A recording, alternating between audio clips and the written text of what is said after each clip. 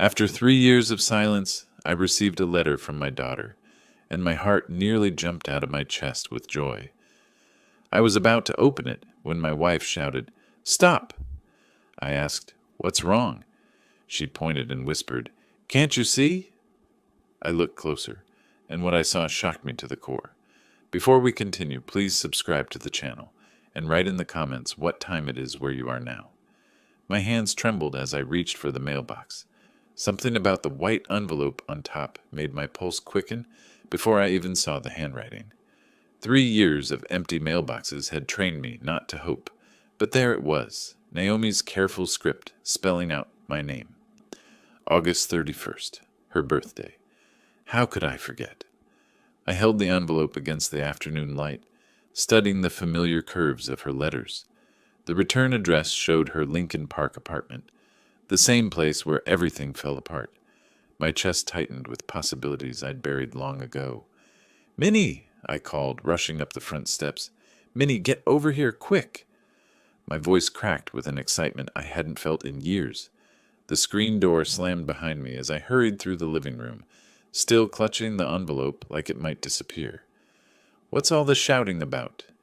Minnie appeared from the kitchen, wiping her hands on a dish towel. Her gray eyes immediately found the letter in my grip. "Look at this." I held it up, watching her expression change from mild annoyance to surprise. "It's from Naomi, today of all days." Minnie stepped closer, adjusting her glasses. "That's her handwriting, all right?" She touched my arm gently. "Are you sure you're ready for this, Ralph?" I turned the envelope over in my hands, feeling its weight. Not heavy enough for multiple pages, but substantial. Real. After 3 years of silence, my daughter had written to me on her 38th birthday. "I keep thinking this might be it," I whispered. "Maybe she's finally ready to talk." The afternoon sun slanted through our front window, casting everything in golden light. Outside, neighbors were coming home from work, children playing in yards, the world continuing as normal. But inside our house, time had stopped. Minnie settled into the chair beside me, her presence steady and warm. "Whatever it says, we'll handle it together." I nodded, though my throat felt tight. 3 years of hoping, of failed attempts, of lying awake wondering if I'd been too harsh, too stubborn. 3 years of missing my daughter's laugh, her quick wit, the way she used to call me every Sunday just to chat. The envelope felt heavier now, loaded with possibilities. Reconciliation, forgiveness, maybe even an invitation to be part of her life again. Or perhaps another rejection, another door slammed in my face. I set it carefully on the coffee table between us, afraid to tear it open, afraid not to. The silence stretched until I could hear the kitchen clock ticking in the next room. "She remembered I'd be thinking of her today," I said finally. Minnie's hand found mine. She always was thoughtful like that. The memory hit me then, sudden and sharp, not of recent years, but of birthday mornings when Naomi was small, racing down these same stairs in her pajamas, eyes bright with anticipation.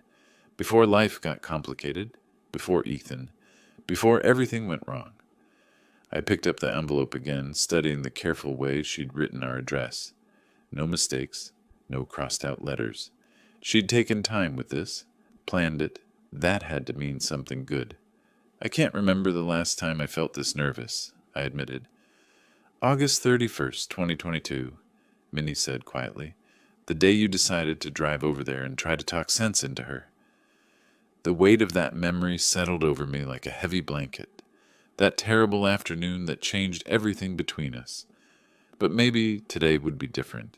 Maybe this letter would finally bridge the gap that had grown between us. I held my breath and prepared to tear open the envelope that might contain my daughter's words of forgiveness. I sank into the kitchen chair, the envelope still unopened in my hands. The familiar weight of it triggered something deep in my memory, transporting me back to that September afternoon 3 years ago when everything unraveled. I remembered standing outside Naomi's apartment building, my finger hovering over her doorbell. The Lincoln Park neighborhood bustled around me. Young professionals rushing home, couples walking dogs, the energy of a city that never slowed down. I'd driven there with such determination, convinced I could make her see reason about Ethan. The apartment buzzed me up without question. When Naomi opened her door, she looked tired in a way that worried me. Dark circles under her eyes, her usually perfect posture slightly slumped. "Dad, what are you doing here?"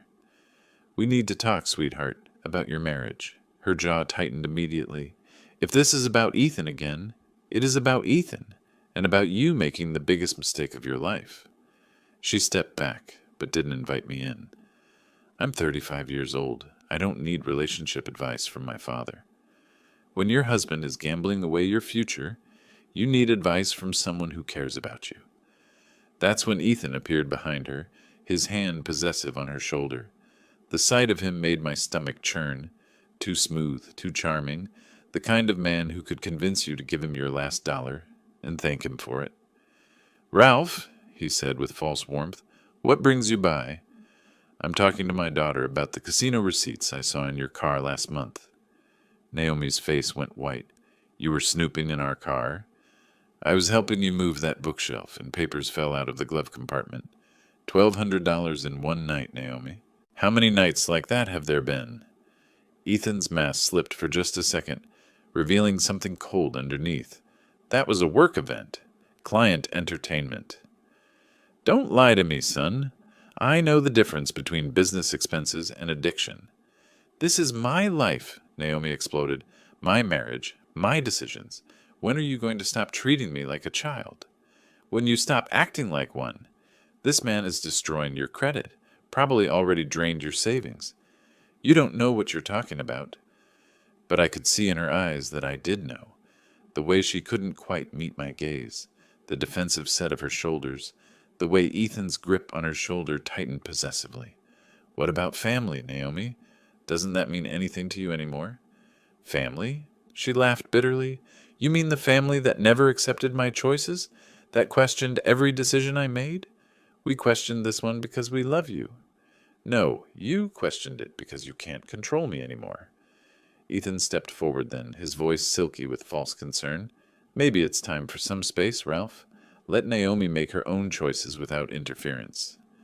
The manipulation was so smooth, so practiced. I watched my daughter's face as she absorbed his words, saw her building walls I'd never be able to scale. "He's right, Dad. I think you should leave." The words hit me like physical blows. "Naomi, please, just think about what I'm saying." "I'm thinking, and I'm choosing my husband over your suspicions."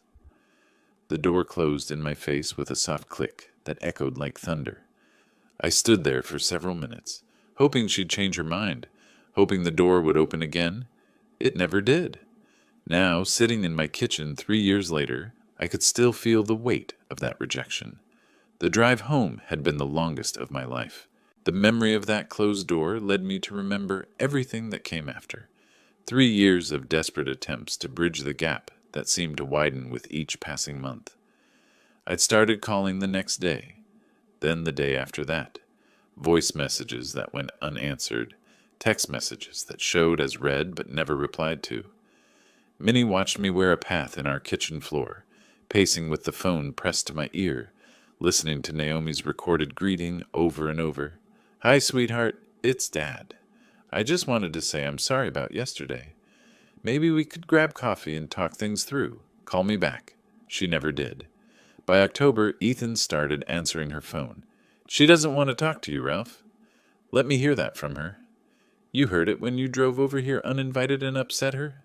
Leave us alone." The line went dead. I tried driving to her apartment twice in November. The first time, Ethan met me in the lobby, his expensive suit and practiced smile making my working man's clothes feel shabby. "This has got to stop," he said, blocking my path to the elevator. "You're causing her stress." "I'm causing her stress? What about what you're doing to her bank account?" His smile never wavered, but his eyes went cold. "Careful, old man. Harassment is a serious charge." The second visit was worse. He met me at my car before I even reached the building. "I warned you," he said, pulling out his phone. "One more visit, and I'm calling the police. Naomi doesn't want to see you." Christmas was the hardest part. I'd always been the one to pick out Naomi's gifts, spending weeks finding exactly the right thing. That year I chose a beautiful leather journal, the kind she'd loved since college, with her initials embossed in gold. It came back unopened. Returned to sender, stamped across the package in red ink. My birthday cards came back the same way. Mother's Day flowers for Minnie, returned. Every attempt at connection bounced back like I was throwing stones at a brick wall. The final attempt came last spring. I'd heard through Nancy that Naomi's IT company had moved to a new building downtown. I took a sick day from work and waited in the lobby, hoping to catch her during lunch. When she appeared, walking with colleagues toward the revolving door, my heart nearly stopped. She looked thinner, tired, but still beautiful. Still my little girl. "Naomi!" She turned, and for a split second I saw something like longing in her face. Then it shuttered closed. "Dad, you can't be here." "Just 5 minutes, please. We used to be able to talk about anything." Her colleagues had stopped, sensing drama. She stepped closer, lowering her voice. "Ethan will be furious if he finds out you were here." "Then don't tell him. This is between us." "Nothing is just between us anymore." Her voice cracked slightly. "I made my choice." "You can unmake it." She shook her head, and I saw tears threatening. "It's too late for that." She walked away without looking back, leaving me standing in a corporate lobby, surrounded by strangers who pretended not to stare. That night, I told Minnie I was done trying. Some bridges, once burned, couldn't be rebuilt. But sitting here now, holding this unexpected letter, I felt that old hope stirring again. Maybe I'd been wrong. Maybe some bridges could be rebuilt after all. I stood up, carrying the letter with me as I went to find Minnie. Whatever this envelope contained, we'd face it together. I walked back through the kitchen doorway, the envelope clutched against my chest like a treasure. Minnie sat in her favorite armchair by the living room window, afternoon sunlight catching the silver threads in her hair as she worked on her crossword puzzle. "Minnie?" My voice came out softer than intended, reverent almost. She looked up, pencil suspended midair. "Ralph, you look like you've seen a ghost." "Better than a ghost." I held up the envelope, my hand trembling slightly. "It's from Naomi. Today, of all days." The crossword book slipped from her lap as she stood. "Are you certain?" "Look at the handwriting. Those careful loops.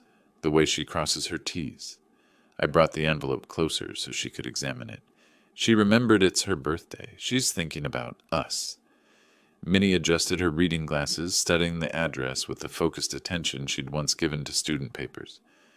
"It does look like hers," she said slowly, after all these years of silence.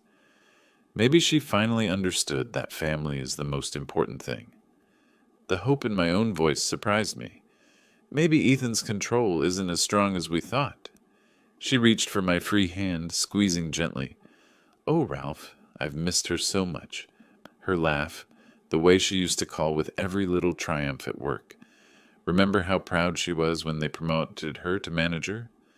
Before he poisoned her against us. The old anger tried to surface, but I pushed it down. Today was about hope, not bitterness. But this letter changes everything. She reached out first. We stood there together, both staring at the envelope that might contain our daughter's words of forgiveness. The living room felt charged with possibility, like the air before a thunderstorm that promises to wash everything clean. "What do you think she says?" Minnie whispered. "Maybe she's pregnant. Wants to tell us about grandchildren." My imagination ran wild with possibilities. Or she left him. Realized we were right about his gambling. Or she just misses her dad. Minnie's eyes filled with tears. 38 years old today, and part of her is still our little girl who used to climb into bed with us during thunderstorms. I nodded, remembering birthday mornings filled with pancakes and torn wrapping paper, when making Naomi happy was the easiest thing in the world. Before life got complicated, before we lost each other in a maze of pride and misunderstanding. "Whatever she says, we'll face it together," Minnie said, settling into the couch beside me. I positioned my finger under the envelope flap, ready to tear it open and discover what our daughter wanted to tell us after 3 years of silence. The paper felt substantial, important, real. Here goes nothing, I murmured, starting to lift the flap. Wait! Minnie's sharp voice made me freeze. My fingers stopped halfway under the envelope flap, Minnie's urgent tone cutting through my excitement like a blade. Wait for what? She leaned closer, squinting at the address through her reading glasses. Give me another look at that handwriting. Minnie, what's wrong? Something's not right. She took the envelope from my hands, holding it up to the window light. Look at how she wrote your name. See the slant? I studied the letters more carefully, irritation prickling at my hope. It looks fine to me. No, Ralph. Naomi's writing always slanted to the right. Always. 30 years of grading papers taught me to notice these things. Her finger traced the letters. This slant's left. Maybe she's stressed. People's handwriting changes when they're upset. Not the fundamental slant. That's muscle memory. Minnie held the envelope at arm's length, then close again. And look at the pressure. Naomi has a heavy hand. She presses hard when she writes. These letters are too light. My chest tightened with a different kind of fear. You're imagining things. Am I? Look at this A in Ralph. Naomi makes her A's perfectly round, like little circles. This one has a pointed top. She pointed to specific letters. And she never, ever makes her F's like that. Too fancy, too many loops. Handwriting changes over time. Not this much. Not the basic letter formations. Minnie's voice carried the authority of someone who'd spent decades analyzing student work. This person is trying to copy her style, but getting the details wrong. I wanted to argue, to defend my fragile hope, but doubt crept in like cold water. The more I looked, the more the differences became obvious. The spacing between words, the rhythm of the letters, even the way the pen had moved across the paper, it all felt foreign. But who would... I started, then stopped. I don't know, but this isn't from our daughter. The envelope suddenly felt heavy in my hands, not with promise, but with deception. Someone had gone to the trouble of imitating Naomi's handwriting, of using our pain against us. The cruelty of it took my breath away. Maybe I'm wrong, Minnie said softly, seeing the devastation on my face. Maybe she learned to write differently, or... No. The word came out flat and dead. You're right. I can see it now.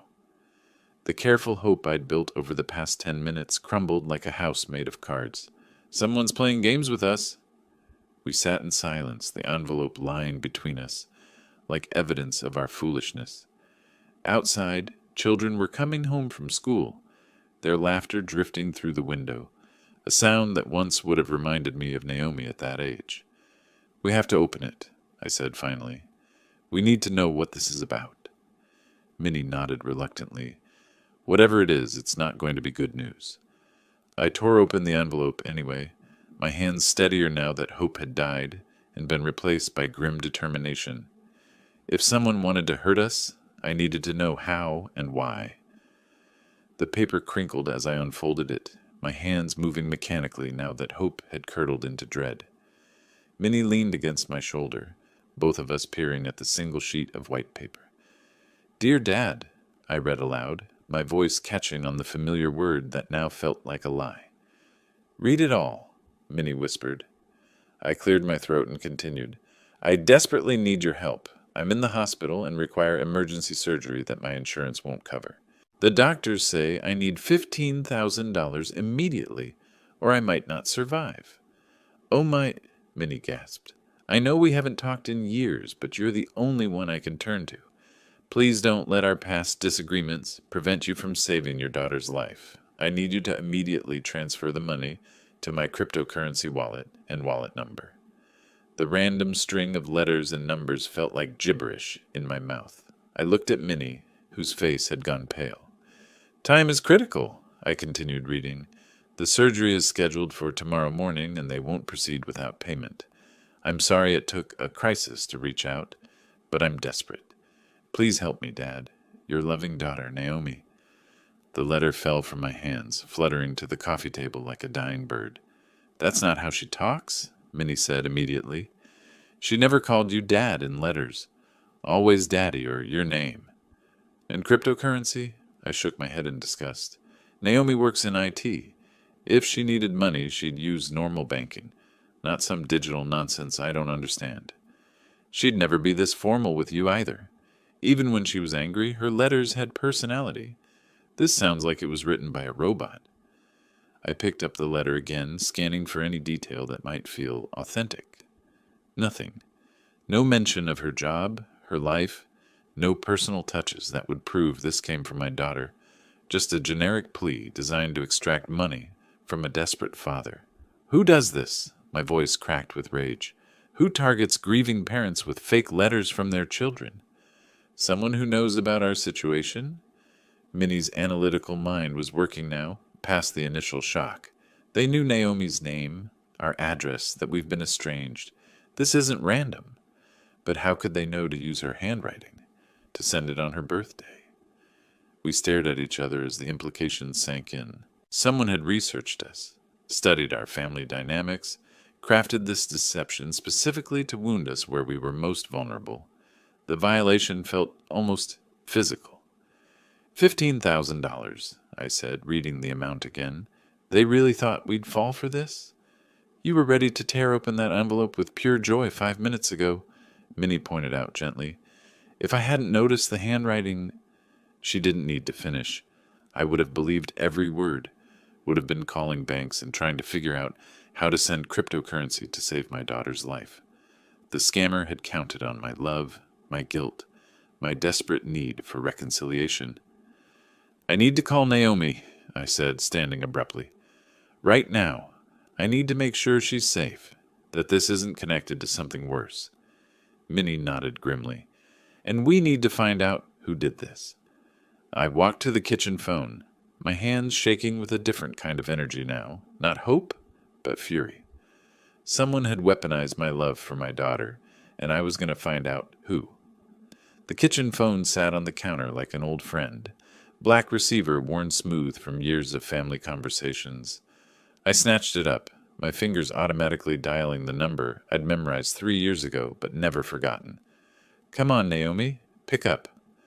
The phone rang once, twice, 3 times before her voicemail clicked on.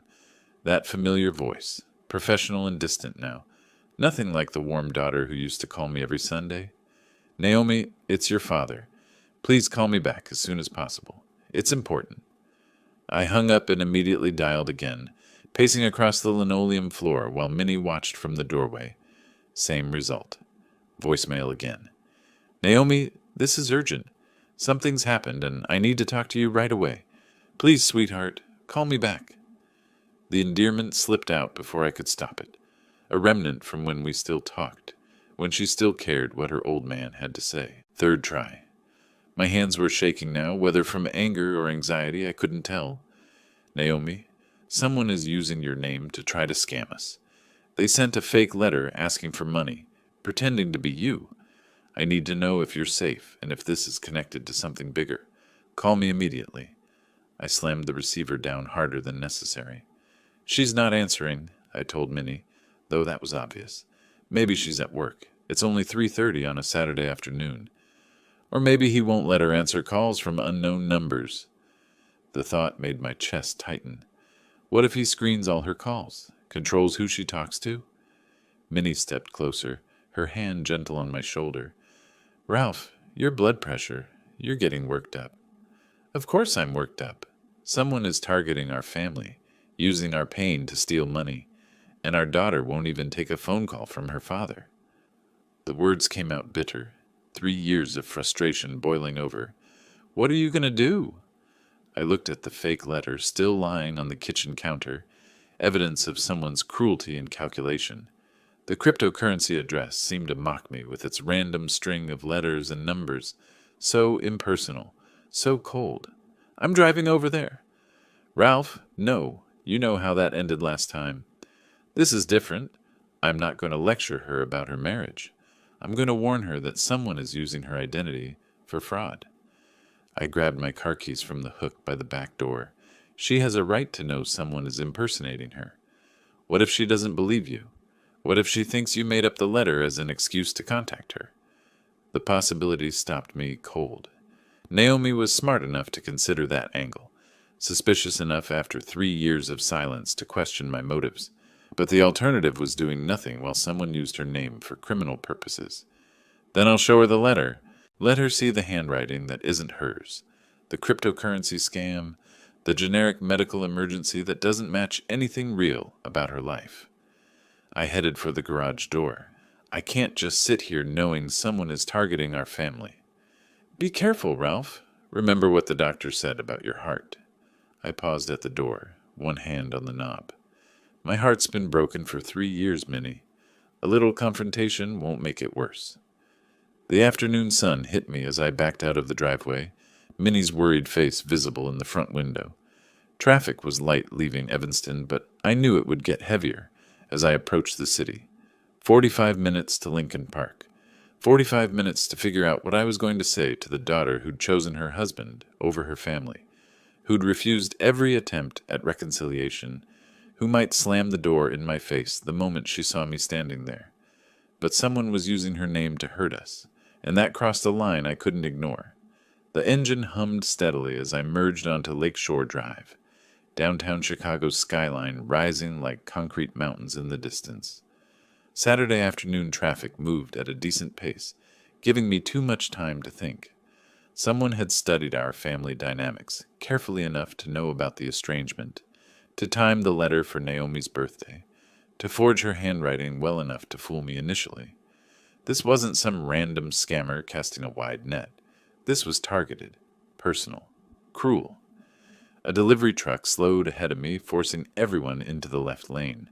I drummed my fingers on the steering wheel, watching Lake Michigan stretch endlessly to the east. Gray clouds were building over the water, promising rain later. The anger that had fueled my decision to drive here began mixing with familiar doubt. What if Naomi really did refuse to see me? What if she accused me of harassment, of fabricating the letter as manipulation? 3 years of silence had created a gulf that might be unbridgeable. But the alternative was worse, doing nothing while someone weaponized our family pain for profit. Traffic thickened as I approached downtown, the usual weekend congestion of tourists and shoppers heading to Navy Pier and the Magnificent Mile. I took the North Avenue exit, winding through streets that grew progressively more upscale as I entered Lincoln Park. Naomi's neighborhood represented everything she'd achieved without us: professional success, financial independence, a life carefully constructed to exclude the parents who'd raised her. The townhouses here cost more than I'd made in 5 years of engineering work. I'd driven these streets before during my failed reconciliation attempts, memorizing the route to my daughter's door.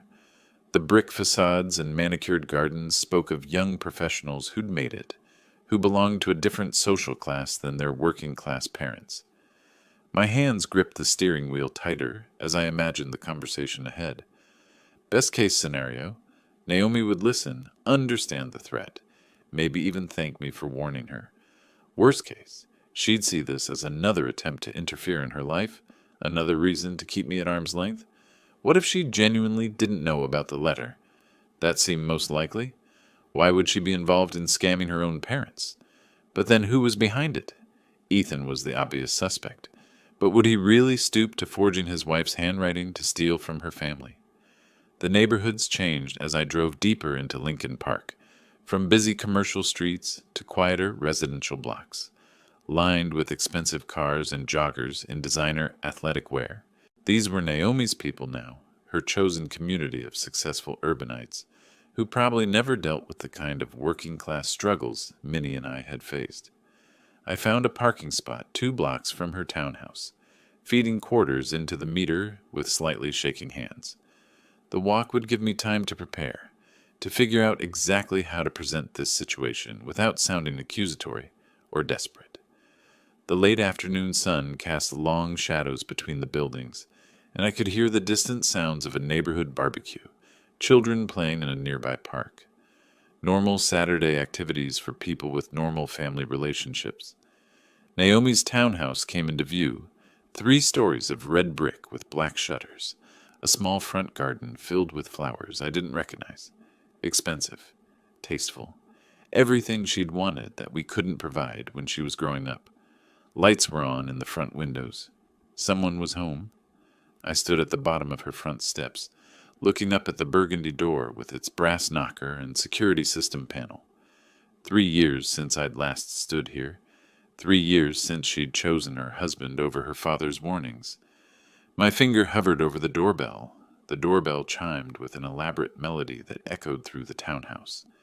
Footsteps approached. Quick, light steps I remembered from childhood. The security peephole darkened as someone looked through, then went light again. A pause, then the sound of locks turning. The door opened to reveal Naomi, older now, but still unmistakably my daughter. Her dark hair was shorter than I remembered, styled in a way that made her look more sophisticated, more distant. She wore a casual dress that probably cost more than my monthly grocery bill. "Dad?" The word came out flat, neither welcoming nor hostile, just surprised. "Hello, Naomi." We stared at each other across the threshold, 3 years of silence stretching between us like a physical barrier. She looked healthy, which relieved me more than I wanted to admit. No signs of the emergency surgery mentioned in the fake letter. "What are you doing here?" "I need to ask you something important." I reached into my jacket pocket. "Did you write this?" I held out the letter, watching her eyes scan the familiar handwriting that wasn't quite hers.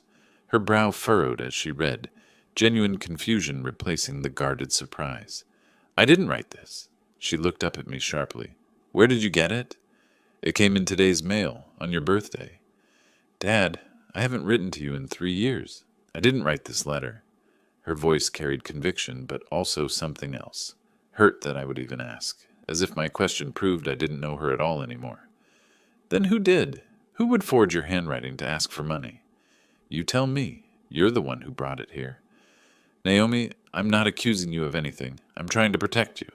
Someone used your name, your handwriting, your identity to try to scam $15,000 from your parents." The words came out sharper than I intended. "That's convenient." Her tone shifted from confused to cold.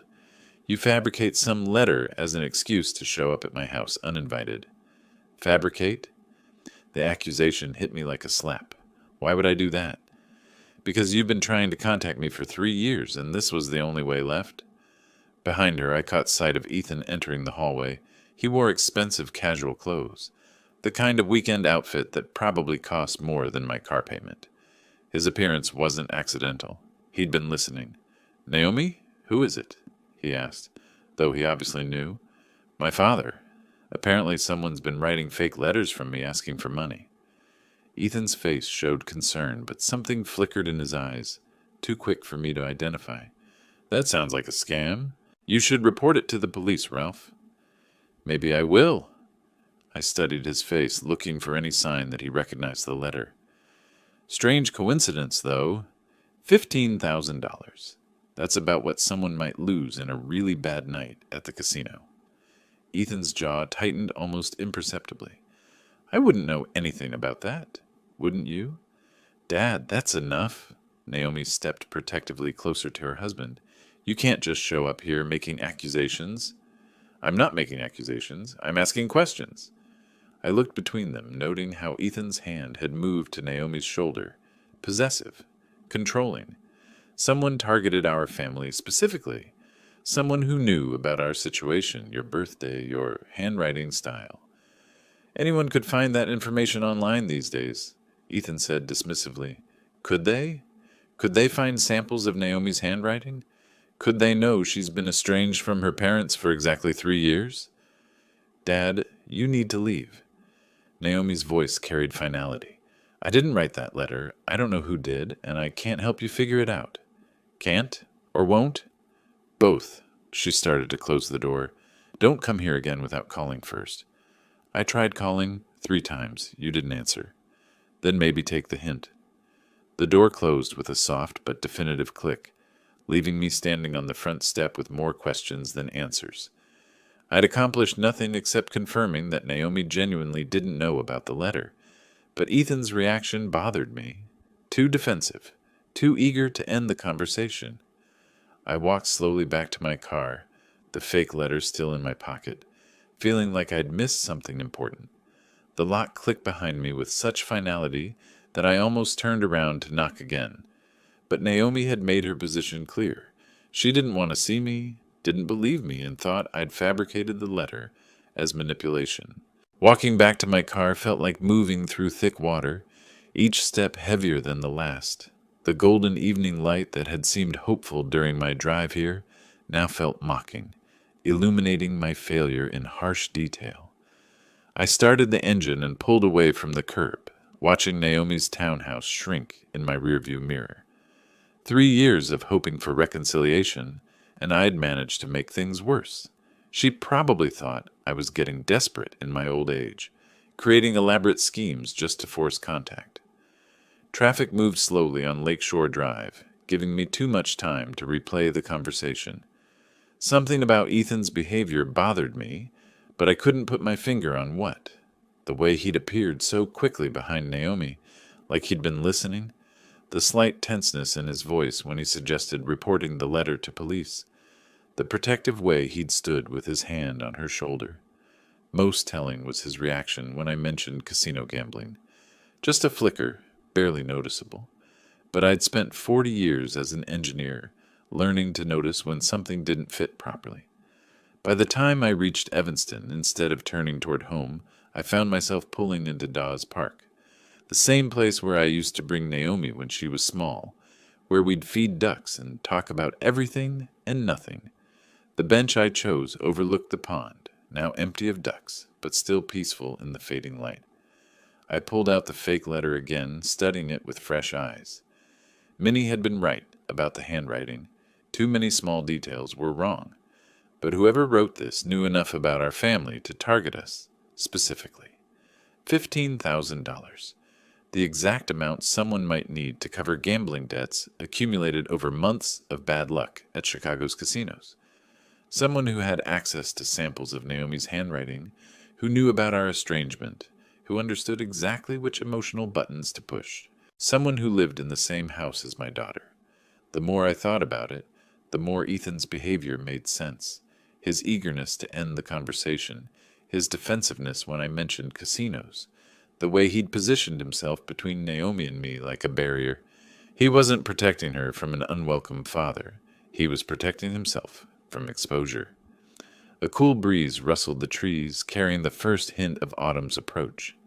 Change was coming, whether any of us wanted it or not. I folded the letter carefully and put it back in my pocket. Evidence. Not of Naomi's betrayal, but of someone else's desperation and manipulation. Someone who thought he could use our family's pain for his own financial salvation. The park was growing quiet as families gathered their children and headed home for dinner. Normal families who talked to each other, who didn't have years of silence to bridge, who didn't have to worry about fraud and manipulation tearing them apart. But we weren't a normal family anymore. We were a damaged one, held apart by someone who benefited from our separation. Someone who needed us to stay angry and distant because reconciliation would mean exposure. Standing up from the bench, I felt something I hadn't experienced in 3 years. Not hope exactly, but determination. Ethan had made a mistake today. He'd shown his hand just enough for someone paying attention to notice. I walked back to my car, already planning what I'd tell Minnie. We needed to wait and watch. If Ethan had written that letter, he'd probably made other mistakes too. Desperate people usually did. The drive home took only 5 minutes, but it felt like emerging from a long, dark tunnel into light. For the first time since the divorce, I had a target for my anger that wasn't my own daughter. 3 days passed like slow torture. Minnie and I discussed the situation endlessly, analyzing every detail of my confrontation with Naomi, every suspicious reaction from Ethan. We decided to wait, to let things develop naturally rather than pushing harder and risk making everything worse. Tuesday evening arrived gray and drizzly, the kind of weather that matched my mood. Minnie was in the kitchen preparing dinner when the doorbell rang at exactly 7 o'clock.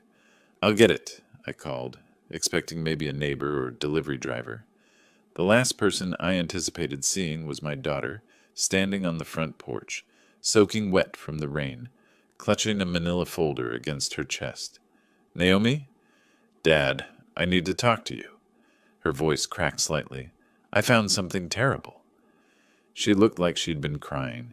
Her usually perfect hair hung limp around her face, and her expensive clothes were wrinkled as if she'd thrown them on without care.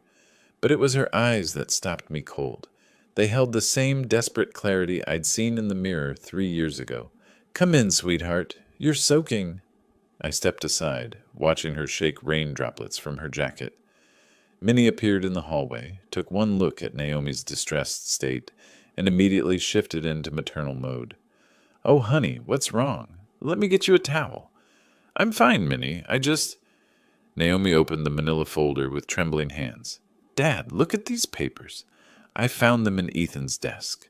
She spread several sheets across the coffee table. Even from across the room, I could see what they were. Practice sheets filled with handwriting exercises. Row after row of attempts to copy familiar letter formations. "What am I looking at?" I asked, though my heart was already racing. "Practice sheets. He was trying to copy my handwriting." Her voice broke completely. "Dad, look at this one."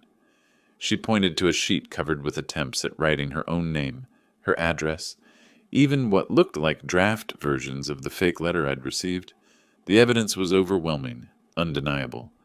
"I found these yesterday when I was looking for our insurance papers. They were hidden in a folder marked business expenses." She wiped her eyes with the back of her hand. "I confronted him about it last night." "What did he say?" "At first he denied everything. Said they weren't his, that maybe someone planted them." She laughed bitterly. "But when I pressed him, when I threatened to call you and ask if you'd really received a letter, he confessed." He broke down completely. "Dad, he has gambling debts. Serious ones. He's been going to the casino in Hammond 3-4 times a week for months. He owes money to people who aren't patient about collecting." The pieces fell into place with sickening clarity. Ethan's nervousness during my visit, his eagerness to get rid of me, his defensive reaction to any mention of gambling. It all made perfect sense now. "He targeted you because he knew about our estrangement," Naomi continued. "He thought you'd be so desperate to hear from me that you'd send money without asking too many questions." "How much does he owe?" $37,000. The number fell between us like a stone. The letter asking for $15,000 was just the first payment. He planned to send more letters, different medical emergencies, until he got enough to cover his debts. I sat down heavily, the full scope of Ethan's manipulation finally clear. He hadn't just been a bad husband. He'd been systematically using our family's pain for his own criminal purposes. "Dad, I'm so sorry." Naomi's tears started flowing again. "You were right about him 3 years ago. You tried to warn me, and I chose him over you. I let him convince me that you were trying to control my life when you were actually trying to protect me." "Sweetheart?" "No, let me finish. I should have listened to you. I should have seen the signs. You and Minnie are the only people in the world who would never lie to me or hurt me, and I threw that away because a manipulator told me I should." Minnie moved to sit beside her on the couch, wrapping an arm around her shoulders. "The important thing's that you found out the truth." "I'm filing for divorce," Naomi said firmly. "Tomorrow. I can't stay married to someone who would try to steal money from my parents by pretending to be me." I looked at my daughter, really looked at her for the first time in 3 years, and saw not the defensive woman who'd shut me out, but the strong, intelligent person Minnie and I had raised. She'd been manipulated and isolated, but she hadn't been broken. "Can you forgive me?" she whispered. I didn't trust my voice to answer, so I just held out my arms. She fell into them like she was 12 years old again, and for the first time in 3 years, my family was whole. "Come on, both of you," Minnie said, standing up and smoothing her apron. "Let's sit down properly and talk about this over a meal. I was just making pot roast. There's plenty for 3. We moved into the kitchen together, and I watched Minnie automatically set a third place at our small table.